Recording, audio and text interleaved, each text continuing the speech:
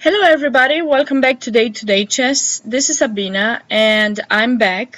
I had a week off and I would like to thank everybody who has contacted me and tried to find out what was going on, why I wasn't posting. And the reason is it was a very tough week for me because I had a little accident and I had to go to the ER, but you know, it doesn't matter right now. I'm fine and that's the most important thing.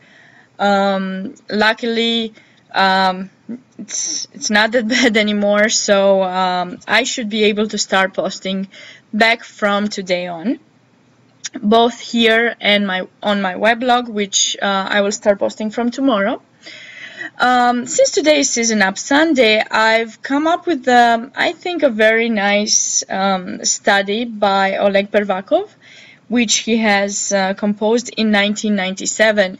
And I think you're going to notice as you're looking at this position that there are differences between the studies that maybe we have seen before and this one.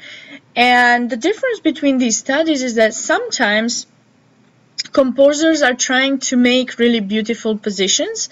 Others, they're trying to compose in a way that people who are going to solve these positions will be able to utilize those ideas in their games. So the position that we see right now on the board is a position that could arise in a game. So being able to solve positions like this, or starting up by solving positions like this, should help a chess player improve in their calculation. So for today I've chosen this study, and it is White to move and win. And I hope, like usually, you will pause the video and try to solve it by yourself. If not, or if you do, now you're back, and I'm going to start analyzing this position and, of course, showing you the solution. So as we look at this position, we notice that Black's king seems to be on mate here. If this pawn would disappear, there would be some queen g7 mate. Additionally, this diagonal b1 h7 could be a potential idea for White to play some bishop c2 and try to create some threats on the diagonal, specifically putting more pressure on g6. And we see these ideas. Of course, the first thing we should have done was to evaluate the position. If we were to play this, probably we would know what has happened, what we're trying to do. But if you're looking at this position for the first time, maybe things would be a little bit different and we might not know what's going on. So we would have to do an evaluation of the position.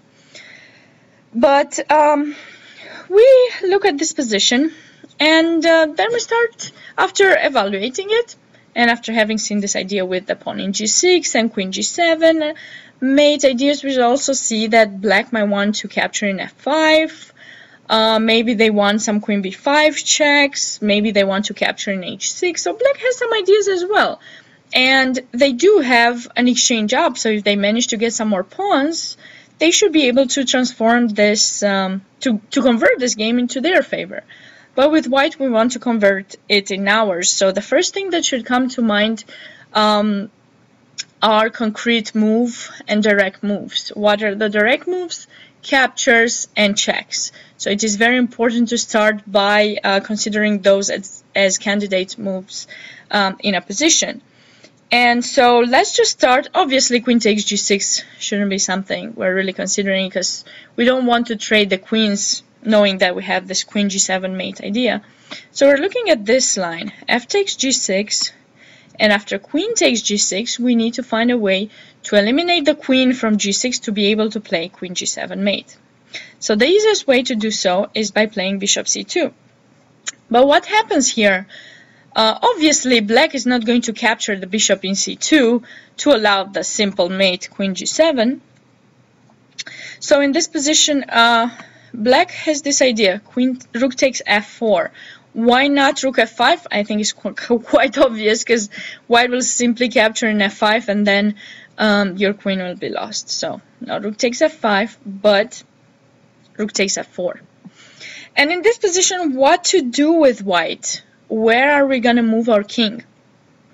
Well, we have 4 choices, right? We can't just capture the rook. It wouldn't work because after queen takes c2, white doesn't have mate ideas anymore. It has some checks, queen f7 check, but after king takes h6, black basically escaped, and there's no way for white to be able to convert this.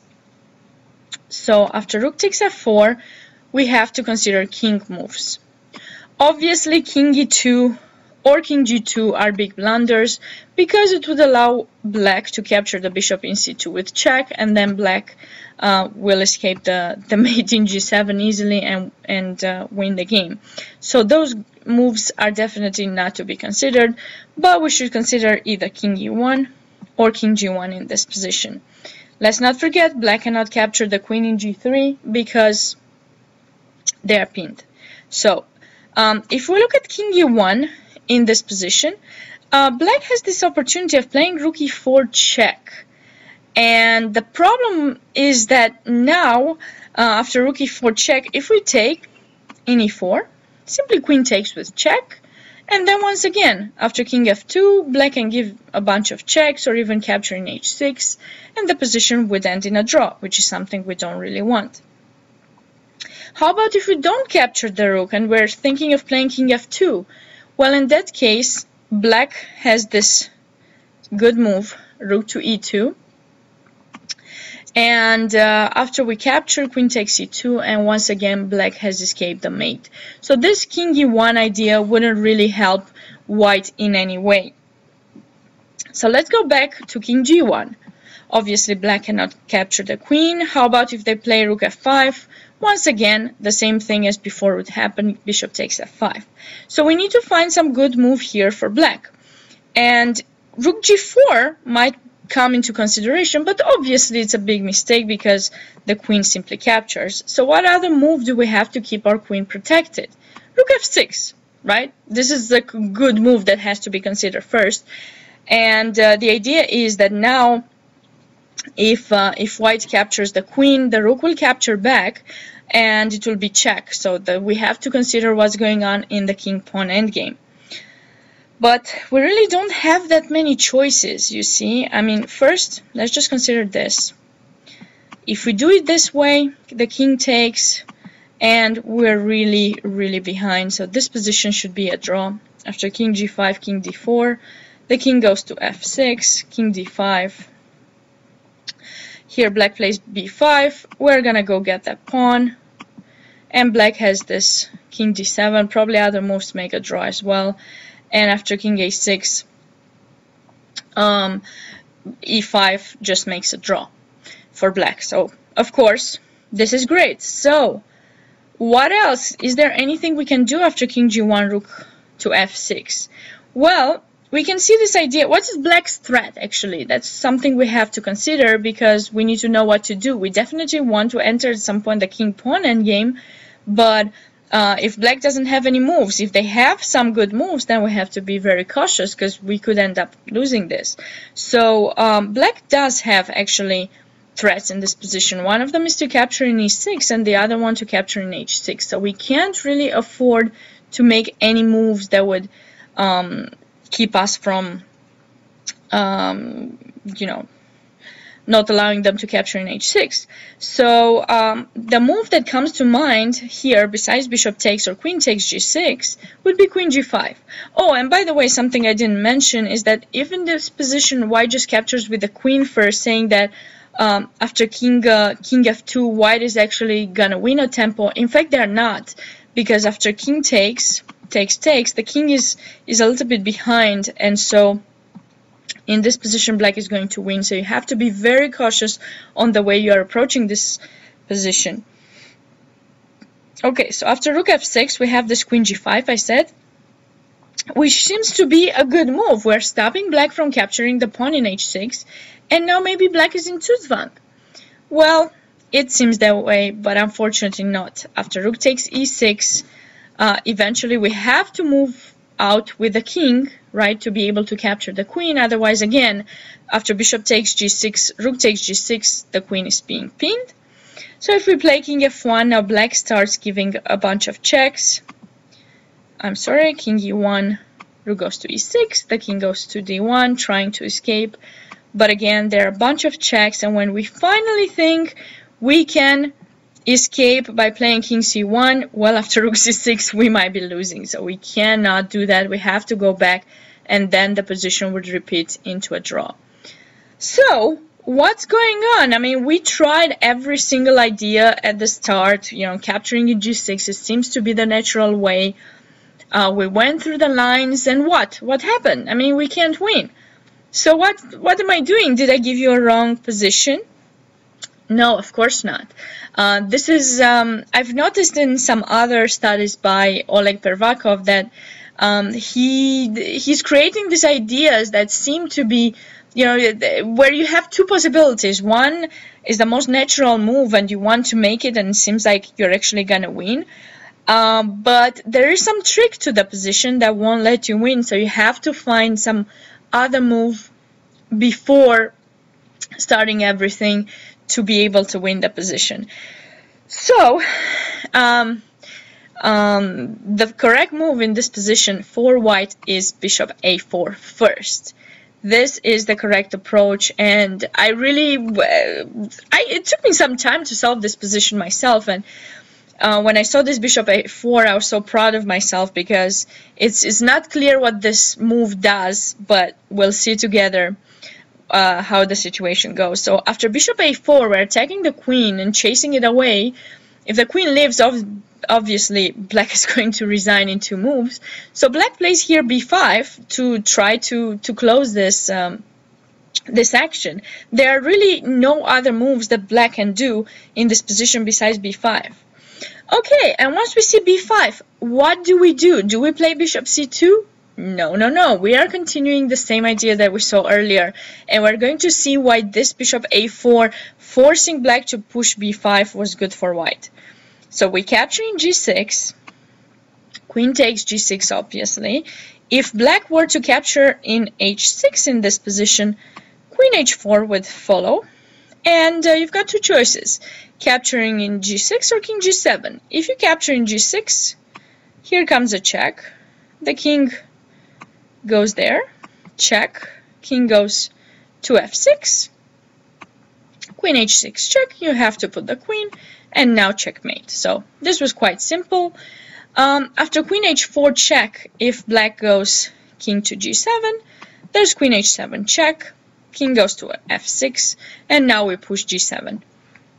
Attacking the rook, black has to go rook to g8. There are no checks or anything that black can do that would help them. So rook goes to g8, and in this position there's a really good move that would probably lead to a total win by white after bishop c2. Threatening queen h6, queen g6 mate. So black has to capture in e6, and after check, king d6 check, king c6, bishop e4 check. White is going to have a mate soon. I'm gonna go on the line till the mate for you guys. Queen takes b5 check, the king has to go c8 or c7. Let's say c7. We don't really want to go on light squares because it's going to be easy for the bishop to create the mating pattern much faster. Then we have this check, one more check. If black goes to d7, where else? Bishop c6. In the worst case, I'm just gonna get your queen. Let's just stop here with this line. I'm sure that you will be able to find the win after bishop c6 check. At least you're winning the queen. So I thought this was really cool. So obviously black cannot capture in h6. Let's just go on the main line. Queen takes g6, and here we are going back to the previous line that we saw, bishop c2. A really good move. Well, following up the previous idea. And now let's see why was b5 forcing black to play b5 so important. Rook takes f4 check. Of course, we're going king g1 in this position, right? That was the way that it seemed to be working for white. No other moves work for black the same. Black has to go rook to f6 in this position. And here, that really good move that we saw earlier, queen g5. Protecting the pawn in h6 and of course keeping the queen under attack and not allowing it to capture the bishop because of queen g7 mate. And in this position, black doesn't really have moves, cannot move the king because we're going to take the queen, and has no squares for the rook that would be good besides rook takes e6, because black needs to make sure they're protecting their queen so that whenever white captures, the rook will take back and pin this queen in g5. Okay, so here after rook takes e6, what to do is still not easy. You still need to try to pause the video if you haven't seen all this line and try to see what is the difference with the pawn in b5 and without the pawn in b5. Of course, if you really wanted to make sure you are strong in calculation, you had to do all this in your mind without moving the pieces from the beginning. But even if you didn't do so, try to do it now. Okay, so the idea is king f1 in this position. We are going to be able to escape now, and let's see how that goes. Rook f6 check. The king goes to e1. There's, again, no possibility to capture, no place to sacrifice the rook that would be good for black because we'll just take it and that's it. So black has to continue with the checks, and we go king d1, rook d6 check, king c1, and rook c6. And if you remember, in the previous line that I showed you this, when the pawn was in b6, after rook c6, black was close to winning because it was very tough to do something about this bishop. But now white has a really strong move, and I hope you saw it. That move is queen to c5. I thought this was an amazing position because, you know, this queen has been staying emprise for such a long time, yet black could not capture it because black's queen was pinned as well. But for white, it wasn't good to capture because the king-pawn endgame was not winning. And so, I mean, I haven't seen a position where both players would stay with their queens attacked and for such a long time. And here, after queen c5, black has really no way to try to win here anything, because if black is trying to take the queen, this pawn is going to be a pass pawn going for the queen. Black's king is really too far from the square of this pawn, which is this one.